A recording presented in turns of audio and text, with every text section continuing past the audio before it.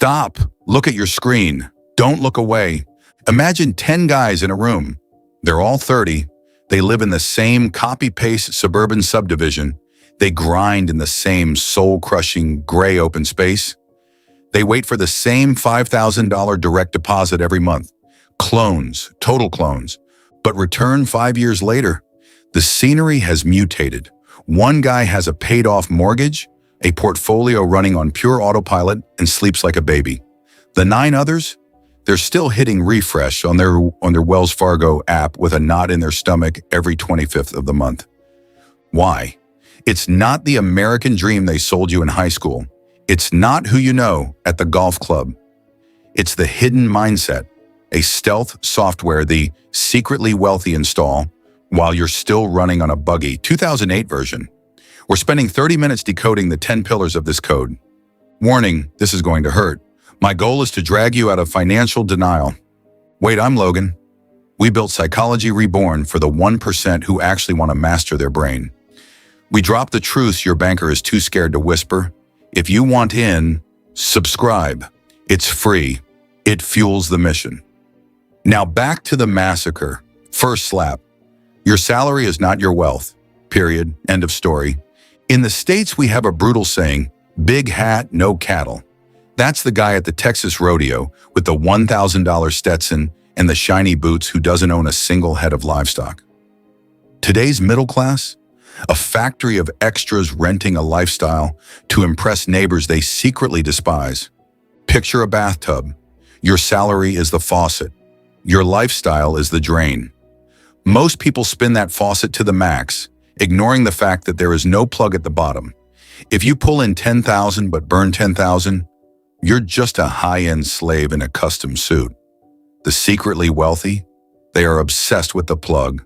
They want assets that pay while they're at the beach. Forget the save your pennies cliche.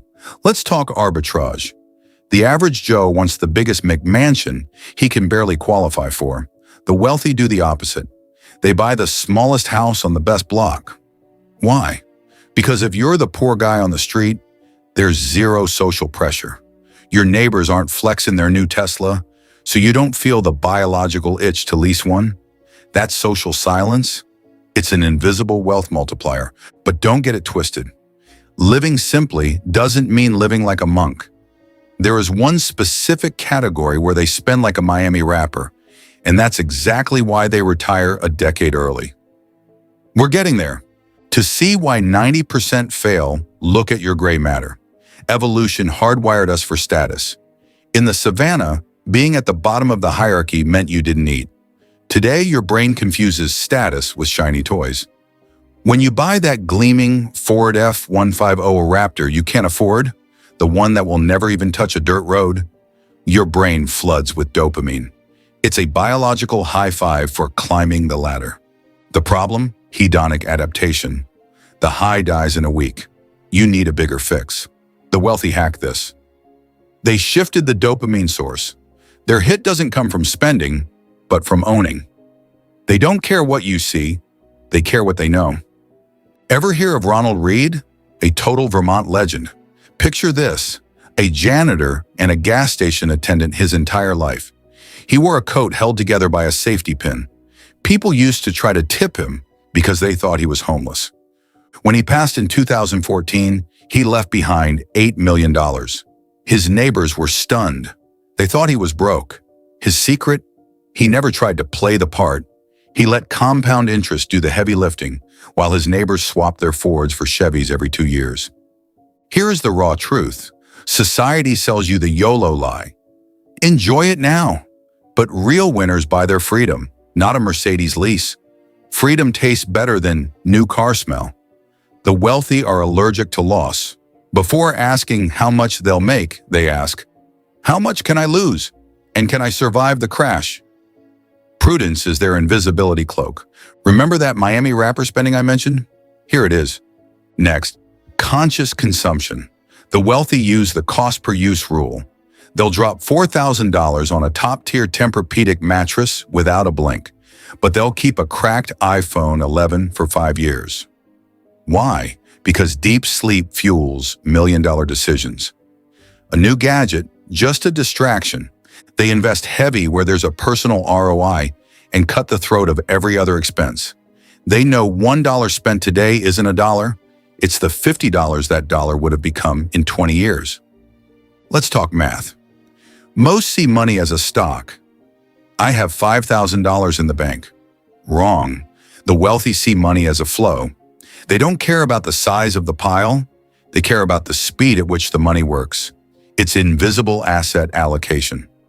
While you're arguing on Twitter over Bitcoin, they're buying boring cash machines, laundromats, car washes, or niche SaaS sites. Pro tip: if an investment is sexy enough for an Instagram story, it's probably trash. Real wealth is boring, repetitive, and invisible. On debt, learn to tell fat from muscle. Credit card debt is a cancer, but a loan on an asset that pays you? That's a Falcon 9 rocket engine. Above all, they hate urgency. If a salesman says the offer expires tonight, they walk. Wealth is built in the calm, not in the panic of a marketing countdown designed to fry your logic. They never let their lifestyle creep with their salary. Get a promotion? That money is moved to an investment account before the direct deposit even hits. The network. You've heard your network is your net worth. True, but not at those cringe networking mixers. The wealthy build trust capital. They help people without asking for a cut. They connect pros without a referral fee. Why? Because in the 1% circle, information is a closed loop. That life-changing deal? It comes from a phone call with a guy you helped 3 years ago, not from a Google search. Final asset, you. Ronald Read wasn't reading TMZ, he was reading 10K annual reports. The wealthy invest in skills because skills are the only thing that can't go bankrupt in a recession. It's about information asymmetry. In every room, the person who knows more wins the check. Most see money as a way to buy stuff. The wealthy see it as a tool to measure freedom units. It's a brutal reality. Every object you own eventually ends up owning you. A bigger house is just more maintenance. A Corvette is just more insurance and anxiety. That's cognitive load. The wealthy minimize that load to keep their brain fresh for the only thing that matters: the decision.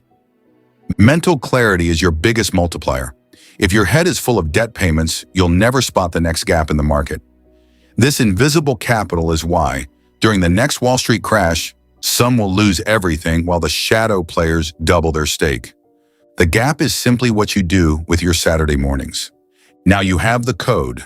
If you're ready to stop being a big hat and start owning the cattle, write "I will be wealthy" in the comments. Tell me which buggy habit you're deleting today.